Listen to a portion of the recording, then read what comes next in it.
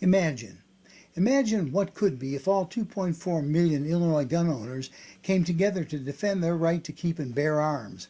I'm David Lombardo, and I'm on the Illinois State Rifle Association Board of Directors. The ISRA is providing the way for all gun owners to assemble and protest with this year's Illinois Gun Owner Lobby Day, IGOLD 24, on April 18th in Springfield. For too long, we have had factions within our camp. One special interest area will turn their nose up at another special interest area. There are many instances of a house divided, and out-of-control anti-Second Amendment legislators have long taken advantage of our own weaknesses. But make no mistake, as Illinois goes, so goes the nation.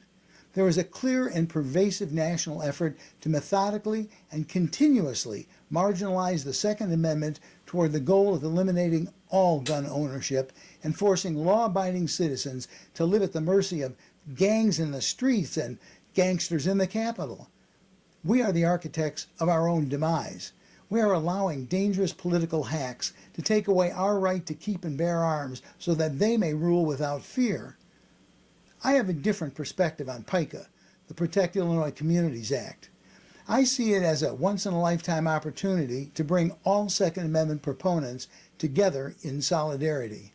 Imagine if 2.4 million gun owners gathered together in Springfield this April 18th to stand shoulder to shoulder with one another and peacefully demand an end to Governor Pritzker's unconstitutional assault on the right of Illinois citizens to keep and bear arms.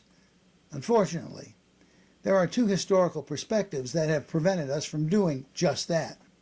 First is dissension within our own ranks. It's time to put aside our differences, time to come together and support one another as we enforce our right as United States citizens to control our government instead of our government controlling us. We are at that moment in history that Founding Father James Madison feared would happen and penned the Second Amendment to prevent it from happening. Second, the greatest impediment of all, apathy. You intellectually agree with supporting the Second Amendment, but you personally don't have the time to take a day off and come to Springfield on April 18th. You have to work, and you have to take your kids to baseball practice, and you're watching your expenses, and you don't really like crowds, and 100 more excuses for not attending. But let me tell you what you're really doing.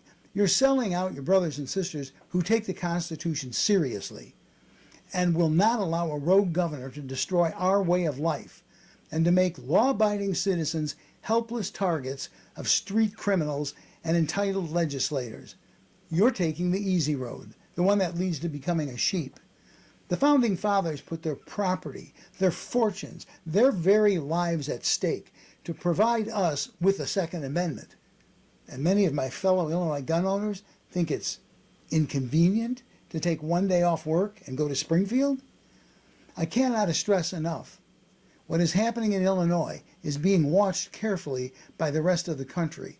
So goes Illinois, so goes America. 20 years from now, when all guns are banned throughout the country, what will you say to your grandchildren when they ask you, "Didn't you do anything to prevent it?" Well, I had to work that day.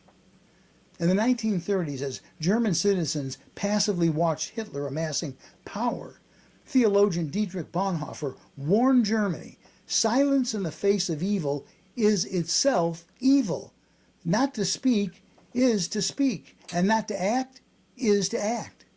Imagine if all 2.4 million Illinois gun owners took protecting our freedom seriously and gathered together for one day to stand shoulder to shoulder with like-minded law-abiding citizens and shout to Governor Pritzker, "Enough is enough."